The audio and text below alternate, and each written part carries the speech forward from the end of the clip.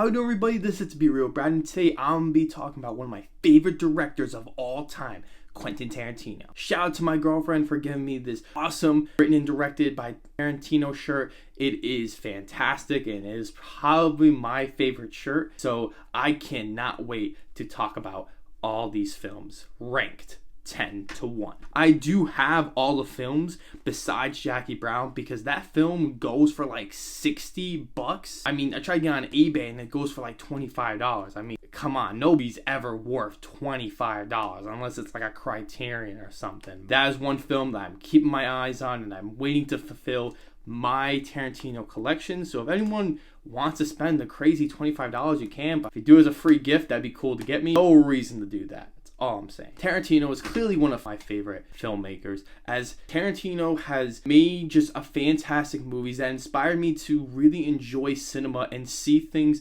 that I wouldn't normally see in any other films. Whether it's just due to fantastic writing, an amazing production design, a change in expectations in the story, or even the story being so convoluted and not having that typical three-structure narrative that most films have. Tarantino has revolutionized cinema. You can clearly tell that he loves movies, as all of his projects have some kind of influence that he's seen from other films, music that he's listened to, or life in general. I think his films are profound, absolutely excellent, and I can't get enough of his films. So now that I've seen them all, time to rank them now.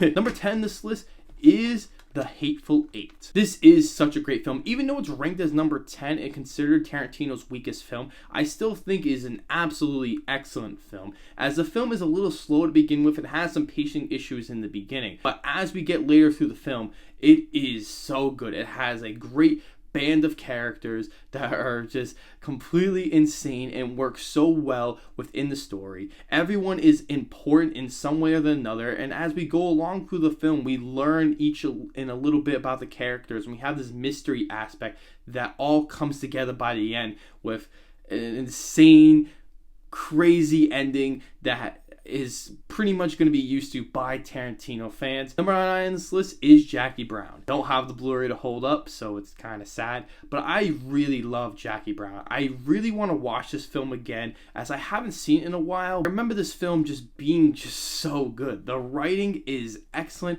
and it has a great cast. I thought the story was extremely interesting throughout. The third act can be a little messy in parts, and that's why it's a little bit lower, and there's some people who think this film is an absolute masterpiece, and that's fine, and I can totally see that. Maybe if I watch it again, I will get that experience. But as of now, Jackie Brown is just a very well told story with great acting and has everything you expect from a Tarantino film. Number 8 on this list is Death Proof. Now, I really love Death Proof, as this was the one film I had not seen. I mean, for good reason. I mean, this film isn't for everybody. This was meant to be a grindhouse feature with Planet Terror and Death Proof. So I watched the extended cut, which is the real version of the film, the extended film of Death Proof, and I think it is absolutely awesome. It takes this over-the-top slasher 70s exploitation film and pretty much pays homage to that genre. It's exciting, has a really awesome villain with a really awesome car. The first act being something that is just a typical straight 70s exploitation film, but then the film kind of changes into something else, and I thought it was awesome. A lot of people say the second half is just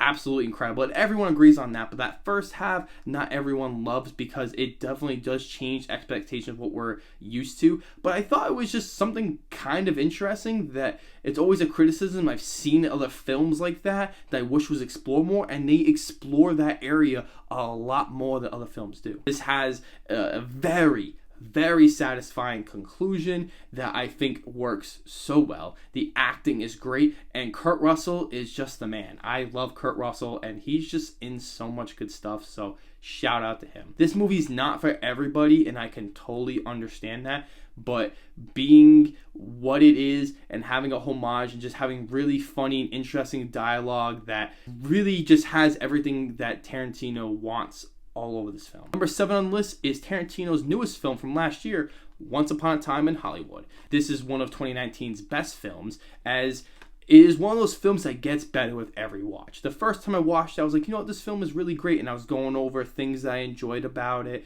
But then the second time I watched it, it was just so much more enjoyable. I think the fact is that this film has this old style filmmaking where you have these long lingering shots throughout the film, and you're getting a lot of character moments that you wouldn't normally get now. Now in movies, just cut to the pace. And that's fine, and there's some really great films that do that, but I enjoy just kind of just hanging around these characters because it really is kind of a character study, but also the events of the film move these characters along. So I find that just so fascinating. I love Leonardo DiCaprio and Brad Pitt in this film, as they're two of my favorite actors. So of course I'm absolutely going to love this film. Brad Pitt was very deserving of the Oscar that he won for his supporting role in this film. It just pays somewhat of a homage to Hollywood, that old school Hollywood style, and it changes history in its third act, which is probably one of the best endings I have seen in the past decade. It is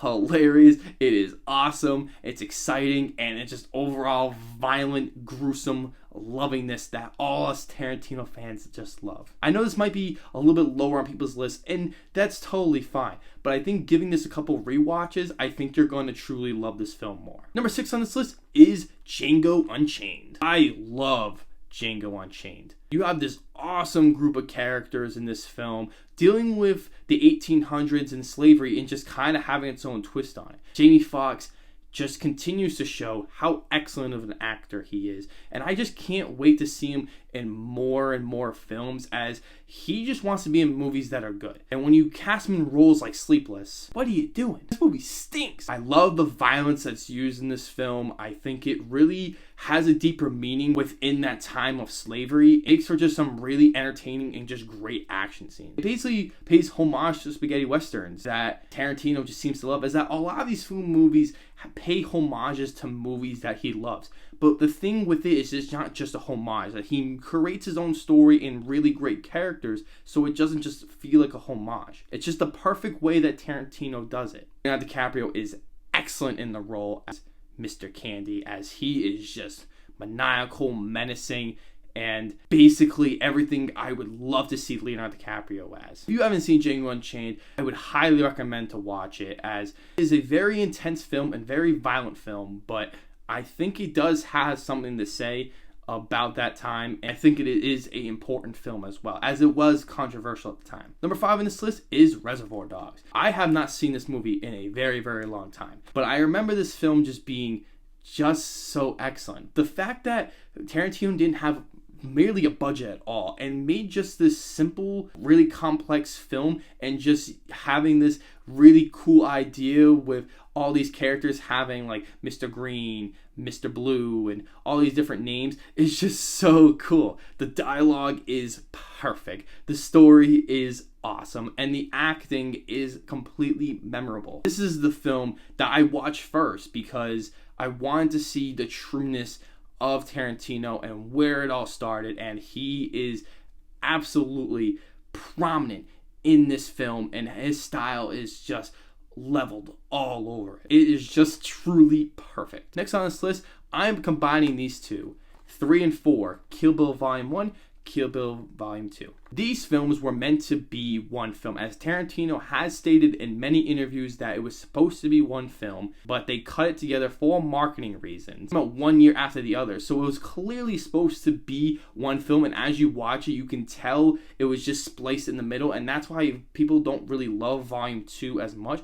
But when you combine them together, which is supposed to be the Kill Bill, The Bloody Affair, which I really hope gets a 4K release one day. What I love about this film is, again, it pays homage to that Asian cinema and awesome fight scenes with weird anime scenes that are in it that might catch you off guard at first, but I thought it was just so creative and added a little more engagement to the culture that this film is trying to pay homage to. The Bride is one of my favorite female characters in film. She is awesome, and Uma Thurman absolutely kills it as the bride. I love the whole story in general, as it was just always fascinating and just so interesting throughout. It makes his revenge story feel so complicated, adds so much backstory in a non-conventional way that only Tarantino could do it. He is the only guy that really could make this story go all over the place, but feel like it comes all back together in one true narrative. Volume 1 has one of the best fight scenes I've seen in a movie that's just bloody, intense,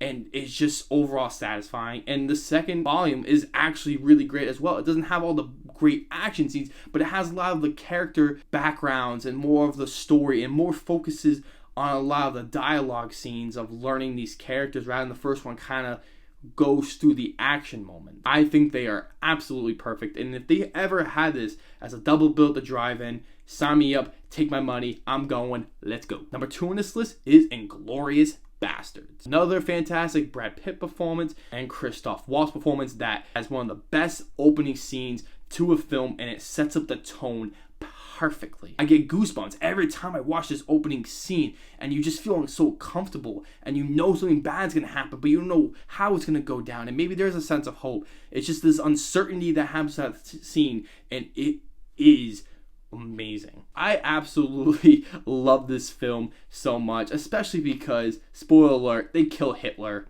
I mean, that's just awesome, okay? That is just so cool. It's just in one tiny scene. It has everything we love in a Tarantino film. Fantastic writing, fantastic acting, fantastic production design, and the costumes look excellent. I love how they incorporate German speaking and English speaking throughout. So the film is not just English the whole entire time, and Tarantino is very good at doing that in many of his films, where he will have many characters just speak another language because it was just for those characters because of their culture that they lived in. A good amount of this film is in German, which is really, really cool, and it has that authenticness that would be during that time. Ending is just absolutely crazy, tense, and I mean, this film is practically perfect. I really can't find anyone that really doesn't like Inglourious Basterds. I mean, if you don't like Tarantino, then you're probably not going to like this, but I really can't imagine not liking Inglourious Basterds. Number 1, the golden Pulp Fiction. Pulp Fiction is one of the greatest films of all time. I love Pulp Fiction because it is just so revolutionary and culturally important to cinema, as it created this non-conventional storytelling where it just jumps all over the place, and it eventually comes back and you are understanding everything that's going on. This film could easily be a mess if not done properly, but it seems like Tarantino has just incredible writing with the pen, creating this awesome story with characters that we actually care about. It all feels like it ties in to the overall themes and story that Tarantino wants to create. Every little detail matters within this film. You can go online and find some Easter eggs within the film that people have just tried to find, whether it's someone doing something with a pen or there might be a sign outside. Everything that Tarantino used was just precision and detail, and how can that not be his best film? It has some of the most memorable and best Samuel L. Jackson moments that are absolutely my favorite. Has some of the best writing I've ever heard in a film. It's just so entertaining. There's never a dull or boring moment in the film. Tarantino always captures an exciting moment throughout every scene, and I always feel like there's just something that I need to see a second, a third, or even a fourth time. This is a film that just studied in film schools constantly. It is just a film that everyone does love, and people will say, well, Pulp Fiction's overrated. I think it deserves that hype and love that it gets because it was just so important, and it holds up beautifully today. This is a film that will age just like fine wine. If this film ever got a 4K, it's just gonna look even better than it did back in 1994. So those are my Tarantino rankings. What did you think? Do you agree with them? Do you disagree? Let me know in the comments. I truly love Tarantino. My average score of all his movies together is a 9.2 out of 10. Please like and share the video. Please subscribe. It really helps the channel. So thank you to everybody who has been supporting my channel and just being absolutely fantastic, being the best that you guys can be to help me out through growth of this channel. And as always, I'll see you guys in the next video.